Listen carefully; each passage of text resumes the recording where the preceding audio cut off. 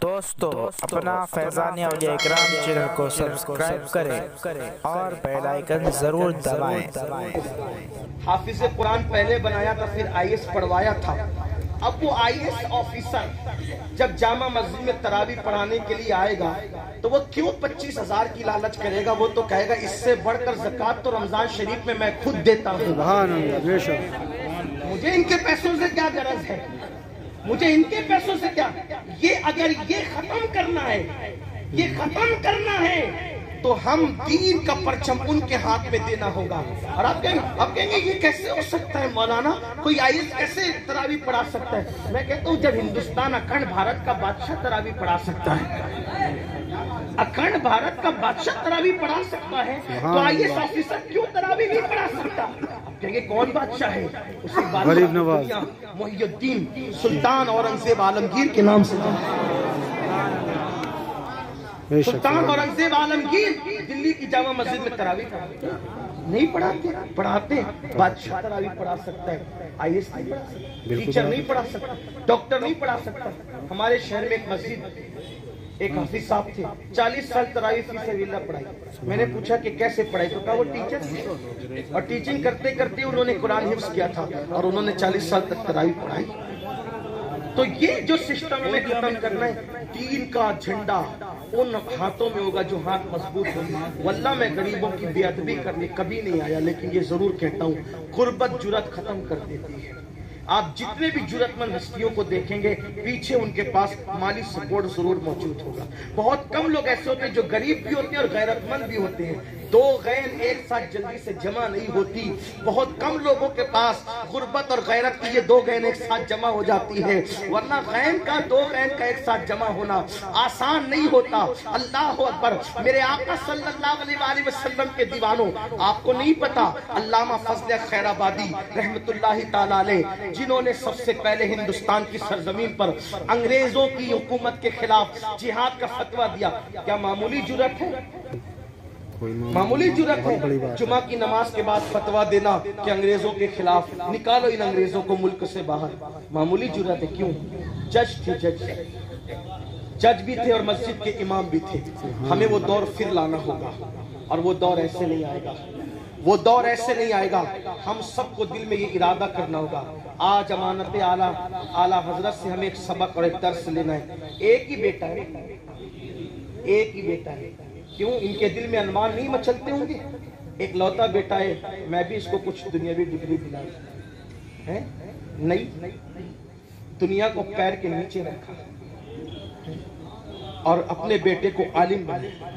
سبحان اللہ۔ لیکن آپ سے کہتا ہوں اچھا کیا، اس لیے کہ جس کی کئی آنکھیں ہوں، اگر ایک آدھ آنکھ پھوٹ جائے کوئی مسئلہ نہیں ہوتا، لیکن جسے آنکھ کی قدرت میں ایک دی ہو، اگر وہ بھی پھوٹ جائے تو ہونا کیا ہے؟ بڑے ہوشیاری سے کام لیا انہوں نے، بہت ہوشیاری سے۔ اللہ نے ایک ہی آنکھ دی تھی، اس ایک آنکھ کو اللہ کے نور سے اتنا روشن کر دیا، روشن کیا، اس لیے کہ میرے آقا فرماتے ہیں العلم نور، علم نور ہے، علم نور ہے، روشن کر لیا۔ اگر دنیا پڑھا دیتے، دین نہ پڑھاتے، ایک ہی آنکھ تھی، بے نور ہو جاتے، کیا ہوتا؟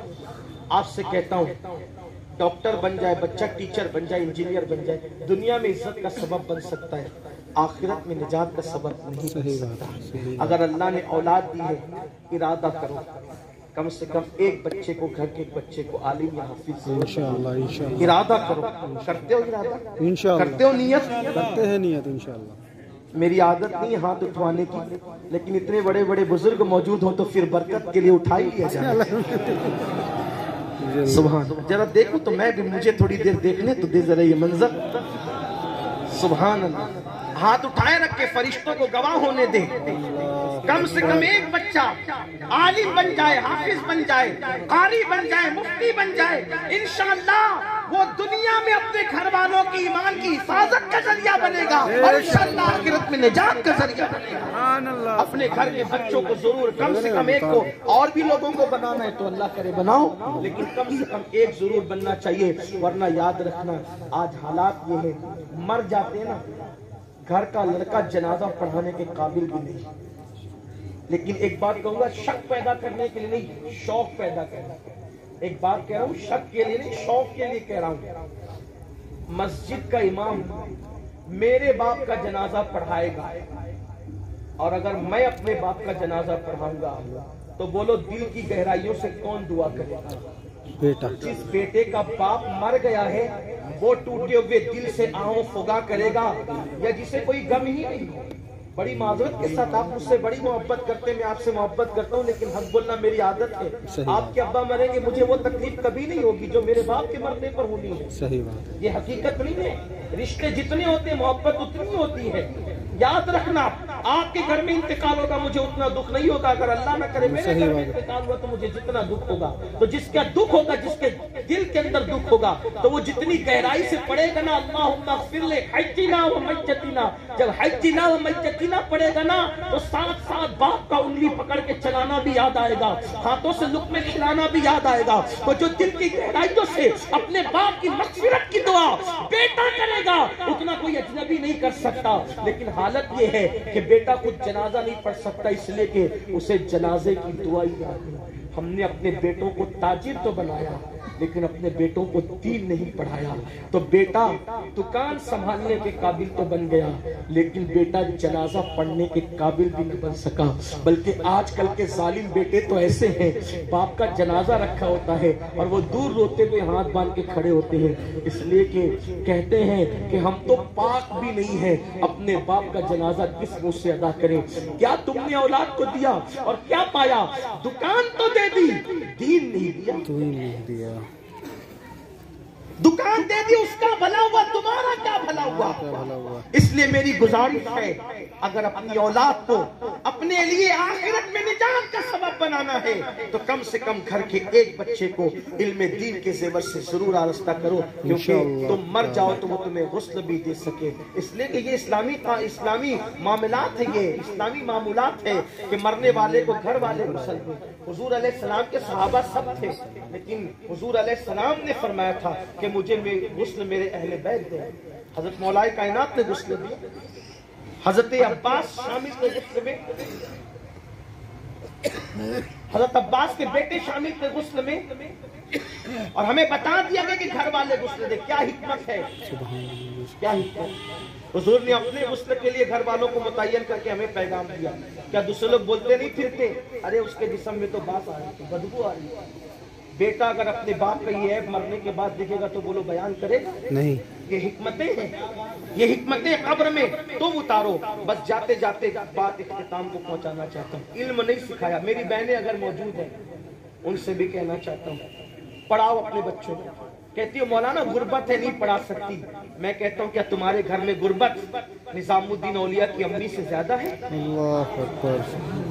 اس ماں پر اللہ لاکھوں کروڑوں سلام نازل فرمائے جسے دنیا بی بی زلیخا حضرت نظام الدین اولیاء کی امی کہلاتی ہے۔ وہ چرخہ کاٹتی تھی، شوہر کا وصال ہو گیا تھا، جوانی میں بیوہ ہو گئی تھی اور اپنے بچے کو امام حضرت نظام الدین اولیاء کو پڑھاتی تھی۔ حتیٰ کہ فرماتے نظام الدین اولیاء کہ ہمارے گھر میں ایک ہفتے تک چولہا نہیں جلتا تھا، تو میری ماں اتنی صابرہ اور شاکرہ تھی کہ کبھی یہ نہیں کہتی تھی کہ بیٹا ہم فاقہ کریں گے، نہیں، میری ماں کہتی تھی بیٹا آج ہم اللہ کے مہمان بنیں گے۔ جب فاقہ کرنا ہوتا تو کہتی تھی آج ہم اللہ کے مہمان بنیں گے، تو مجھے اپنی ماں کی بات پر اتنی لذت آتی تھی۔ پھر کبھی کبھی کئی دن تک ایک ساتھ کھانا بننے لگتا تھا تو میں ماں سے دھیر سے پوچھتا تھا امی ہم اللہ کے مہمان کب بنیں گے، ہم اللہ کے مہمان کب بنیں گے؟ چرخہ کاٹ کر اپنے بیٹے کو پڑھایا، حتیٰ کہ جب دستار کا موقع آیا تو دستار کے موقع پر جب استاد نے کہا کہ بیٹا تمہاری امی سے کہو کہ علماء کے کھانے کا انتظام کرے اور تمہارے لیے امامے کا انتظام کرے، تو ماں نے کہا تھا بیٹا تمہارے استاد سے کہنا چند دن کی مہلت دے دیں، اس لیے کہ چرخہ کاٹ کے کھانے کا انتظام کروں گی اور ہاتھ سے تمہاری دستار میں خود بنوں گی، اس لیے کہ اپنے پاس اتنے پیسے نہیں ہیں کہ دکان سے دستار کا کپڑا خرید کر کے لا سکے۔ اس غربت کے ماحول میں ان ماؤں نے اپنے بچوں کو پڑھایا، لیکن میں اپنی بہنوں سے کہنا چاہتا ہوں میری ماں بہنوں اگر تم نے اپنے بچوں کو نہیں پڑھایا تو انجام کیا ہوگا؟ آپ سے پوچھتا ہوں انجام کیا ہوگا؟ اگر کوئی بے عزتی میں سمجھنا نصیحت کے طور پہ کریں، مجمع میں تمہاری بہن کو، ماں کو، بیوی کو، بیٹی کو لا کے کھڑا کرتے اور کوئی اس کا ہاتھ پکڑے، برداشت کرو؟ نہیں۔ कौन हिम्मत वाला है? बर्दाश्त करोगे?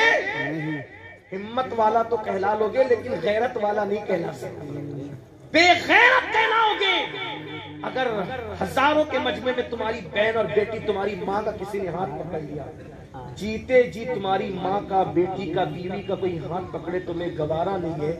लेकिन जहालत की दहलीज ने कितना सत्यानाश किया कि जब माँ का इंतकाल हो जाता है तो बेटा इल्म न होने की वजह से कब्र में उतरने के काबिल नहीं होता।